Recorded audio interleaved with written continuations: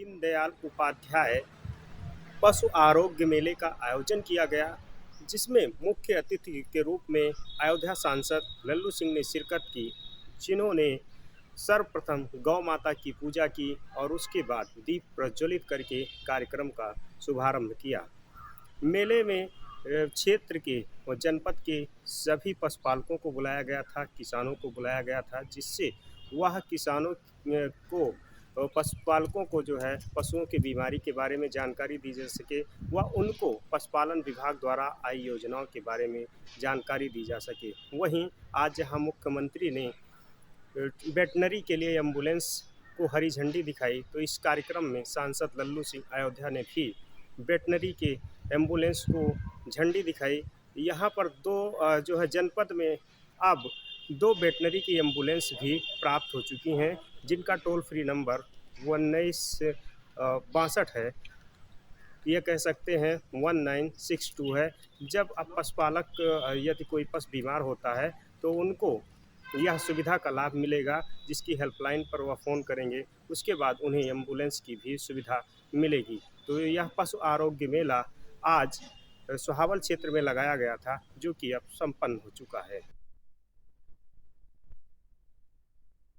संभल में एक petrol pump पर घटतौली का मामला सामने है और जहां पेट्रोल पंप पर जो कार्यरत सेल्समैन द्वारा एक ग्राहक को 150 रुपये का पेट्रोल दिया जाता है, साथ ही उसे 150 रुपये की पर्ची थमा दी जाती है। वहीं ग्राहक के मुताबिक उसे 150 रुपये में आधा लीटर पेट्रोल दिया जाता है। दरअसल आपको बता दें, मामला संभल जनपद के कस्बा जुनाबई का है और जहाँ एक ग्राहक को 150 रुपये की पेट्रोल दे दी जाती है, साथ ही उसे पर्ची थमा दी जाती है। उसके बाद ग्राहक को ये शक होता है कि जो पेट्रोल पंप की जो नोजल होती है उसे जल्द ही बंद हो गई, यानी कि उसे पेट्रोल कम दिया गया। शक होने के बाद ग्राहक ने मैकेनिक को पेट्रोल पंप पर ही बुलाया, जबकि पेट्रोल पंप पर बुलाने के बाद उसने पेट्रोल पंप पर ही मोटरसाइकिल की टंकी खुलवाई तो वहाँ पर उसे 700 ग्राम पेट्रोल मिली और उसके बाद ग्राहकों ने विरोध किया और ग्राहक और पेट्रोल पंप के जो कार्य सेल्समैन है वहाँ उनमें नोकझोंक हुई, हंगामा हुआ। उसके बाद जो है ग्राहक ने भी पेट्रोल पंप कर्मियों पर आरोप लगाया है। उसके बाद डीएसओ संभल ने ये शिकायत मिलने के बाद कार्रवाई की बात कही है और सबसे बड़ी बात यह कि देखने वाली बात यह होगी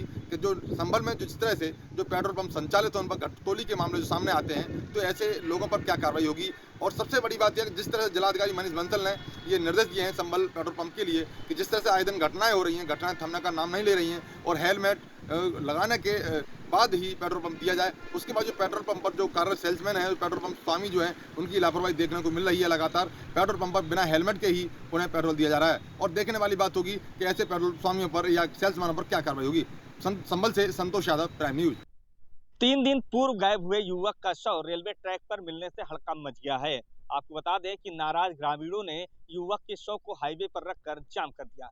यही नहीं, जब प्रशासन को पता चला कि ग्रामीणों ने हाईवे को जाम कर दिया, तब प्रशासन के हाथ पैर फूल गए और मौके पर पहुंचा प्रशासन ग्रामीणों को मनाकर शव हटाने की बात कहने लगा है, लेकिन ग्रामीण कार्रवाई पर अड़े हुए हैं। दरअसल बता दें कि मामला रायबरेली जिले के ऊंचाहार कोतवाली क्षेत्र का है। ऊंचाहार कोतवाली क्षेत्र के गनपी गांव के रहने वाले संतोष नाम के युवक 3 दिन पूर्व ही गायब हो गए थे, जिसके बाद परिजनों ने ऊंचाहार कोतवाली में गुमशुदगी की रिपोर्ट दर्ज कराई थी।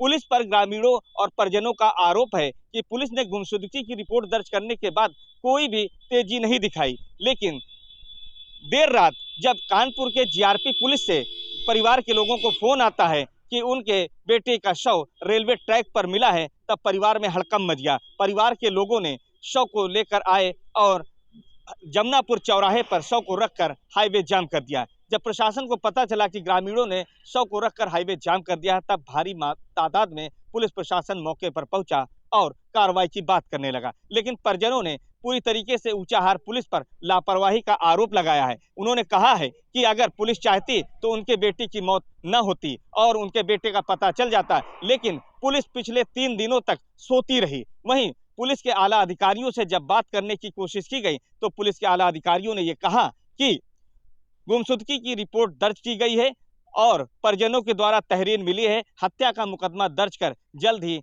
हत्या का खुलासा किया जाएगा। लेकिन अब देखने वाली बात यह होगी कि कितनी जल्दी ऊंचाहार पुलिस इस हत्या का खुलासा करती है। Mahtab Ahmad, prime news, Raebareli. आज नवरात्रि का 5वां दिन है, तो वहीं इस समय हम छोटी चंद्रिका मंदिर में खड़े हैं, जो आला उदल की आराध्य देवी छोटी चंद्रिका माँ है। तो यहाँ देख सकते हैं आप कि नवरात्रि का 5वां दिन है और यहाँ पे भक्तों की भीड़ लगी है। तो अगर देखा जाए तो जो छोटी चंद्रिका मंदिर है, यहाँ आला उदल के चंदील कालीनों का मंदिर माना जाता है। और यहाँ पे लोगों की मानना है कि लोगों की मुरादें पूरी होती हैं और माँ जो है वो दिन में 3 बार अपना स्वरूप चेंज करती है। तो इसमें देखना होगा, हम कुछ भक्तों से भी बात करेंगे कि नवरात्रि में यहाँ मंदिर का कुछ महत्व ज्यादा माना जाता है। तो हम आइए मंदिर से पंडित जी से बात करते हैं। हम मंदिर के अंदर हैं और अंदर भक्त पूजा कर रहे हैं और मंदिर के पंडित जी पुजारी जी से बात करेंगे कि इस मंदिर की क्या मान्यता है। पंडित जी, इस मंदिर की क्या मान्यता है? ये इतिहास वाला मंदिर है, ये चंदेलू मंदिर। ये डायरेक्ट माता जी है ना, सेम प्रगट है। ये रखी हुई मूर्ति नहीं है, ये सेम निकली हुई है। पंडित जी का कहना है कि यहाँ चंदेल कालीनों की जो मूर्ति है वो स्वयं प्रकट होती है और लोगों की मान्यता पूर्ण होती है। और यहाँ पे लोगों का कहना है, पुराने लोगों का, कि माता दिन में 3 बार अपना स्वरूप बदलती है। तो ऐसे में कहीं ना कहीं आला उदल भी यहाँ पूजा करने आते हैं। महोबा से सौरभ अग्रवाल, प्राइम न्यूज। आज नवरात्र का 5वां दिन है। 5वें दिन स्कंद माता की पूजा का विधान है। कहा जाता है कि स्कंद माता की पूजा करने से परम सुख की अनुभूति होती है। वही भगवान कार्तिकेय का भी आशीर्वाद श्रद्धालु को मिलता है। मैं कैमरा पर्सन से चाहूँगा कि ये गोंडा की त्रेता युगीन मंदिर है। इसको कहते हैं श्री काली भवानी मंदिर। ये काली भवानी मंदिर त्रेता युग में भगवान राम के पूर्वज महाराजा दिलीप के द्वारा स्थापित की गई थी। कहा जाता है कि महाराजा दिलीप ये गौपालक थे। गौपालक होने के कारण उनकी गायें आती थी यहाँ चरने के लिए, और उसी में यहाँ पर इस मंदिर की स्थापना की गई। क्योंकि इस मंदिर का बहुत ही बड़ा महत्व है। ये मंदिर त्रेता युग से आज तक, क्योंकि ये नहीं बताया जा सकता कि कितनी पुरानी मंदिर है, यहाँ गोंडा के कोने कोने से श्रद्धालु पूजा करने के लिए आते हैं और अपनी मनोकामनाओं को पूरी करते हैं। क्योंकि मैं दिखाना चाहूँगा कि यहाँ पर कई तरह की मूर्तियाँ भी हैं। केवल काली जी की मूर्ति नहीं है, साथ में अन्य भी देवी देवताओं की मूर्तियाँ हैं, जिससे यह मंदिर काफ़ी श्रद्धालुओं के आस्था का केंद्र बन जाता है। ये सुरक्षा व्यवस्था को लेकर कहीं ना कहीं सुरक्षा व्यवस्था भी हमारे यहाँ चाक चौबंद नजर आ रही है।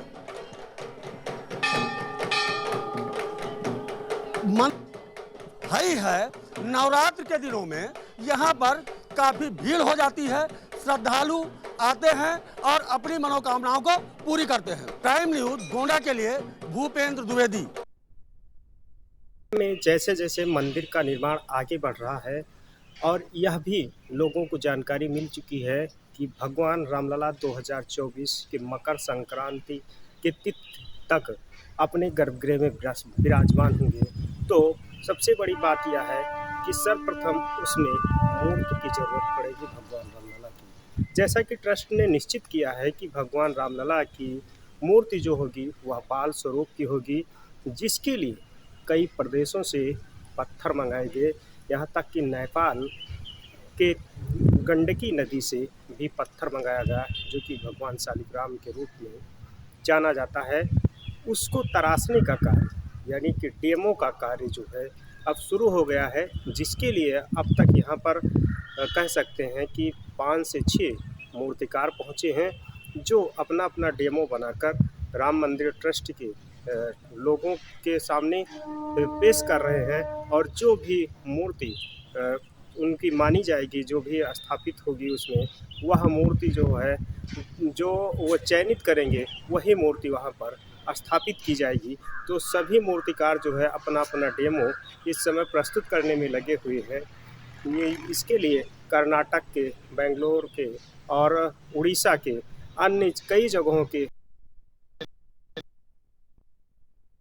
एक साल से कुछ लोगों ने जो वन्य जीव विहार की जगह चकनवाला गांव में थी, उस पर 300 एकड़ ज़मीन पर कब्जा जमाया हुआ था, जिसको लेकर आज प्रशासन शासन ने जाकर वहाँ कार्रवाई करते हुए उस ज़मीन को खाली कराया और उसे जेसीबी से चिन्हित कराकर जेसीबी से उसको खुदवा दिया है और उसमें जो पौधारोपण करने की बात की गई है। जी हाँ, हम बात कर रहे हैं अमरोहा जनपद के गांव चकनवाला की, जहां पर 300 एकड़ वन्य जीव विहार की जो जगह थी उस पर कुछ लोगों ने कब्जा किया हुआ था लगभग साल भर से, और जिसकी शिकायत लगातार की जा रही थी, जिसके चलते आज जो बाल किशन त्रिपाठी अमरोहा डीएम है, उन्होंने निर्देशित आदेश दिया है कि जो ज़मीन है उसको खाली कराया है, जिसको लेकर आज वहाँ राजस्व विभाग की टीम और उप जिलाधिकारी राजेश राज और तहसीलदार सभी और पुलिसकर्मी वहाँ सभी पुलिस विभाग की टीम सभी वहाँ लोग पहुँचे हैं और उन्होंने जो वन्य जीव विहार की जो 300 हेक्टेयर ज़मीन थी उसको आज कब्जा मुक्त कराया है। जानकारी देते हुए उप जिलाधिकारी राजेश राज ने बताया है कि काफ़ी दिनों से ज़मीन की शिकायतें आ रही थी, जिसको लेकर यहाँ लोग बार बार शिकायत कर रहे थे कि लोगों ने ये कब्जा रखी ज़मीन कब्जाई हुई है, जिसको लेकर आज हमने जो डीएम अमरोहा डीएम जी के त्रिपाठी हैं उनके निर्देश पर हम लोग यहाँ पहुँचे हैं और यहाँ पर जो ज़मीन को कब्जा मुक्त कराया है और इस पर जेसीबी से खुदाई करवा कर इसको चिन्हित किया गया है और इसमें आने वाले समय में इसमें पौधारोपण भी किया जाएगा। Prime news Sanjay Kumar Amroha. उत्तर प्रदेश फतेहपुर जिले के जहानाबाद थाना क्षेत्र के चिल्ली गांव में दबंगों का कहर देखने को मिला। एक परिवार को दबंगों ने लाठी डंडा से पीटना शुरू कर दिया। उनकी चीख चिल्लाहट सुनकर जब ग्रामीण उनके बचाव के लिए पहुंचे तो दबंगों ने उनको भी लाठी डंडा से पीटना शुरू कर दिया। पुलिस को जानकारी मिलते ही मौके पे पहुंची पुलिस ने दबंगों को गिरफ्तार कर लिया। कुछ दबंग वहां से फरार होने में कामयाब हो गए। ये मामला प्रेम प्रसंग विवाह का बताया जा रहा है। पिछले 3 माह पहले एक समुदाय में प्रेम विवाह हुआ था, जिसको लेके ये टसल चली आ रही थी और आज उसी का नतीजा था कि मौका पाते ही दबंगों ने वहां परिवार की पीटना शुरू कर दिया और पिटाई कर दिया। वहीं पुलिस ने घायलों को जिला अस्पताल उपचार के लिए भिजवाया और फरार अभियुक्तों की पकड़ धकड़ में जुट गई। Mumtaz Ahmad, prime news, Fatehpur.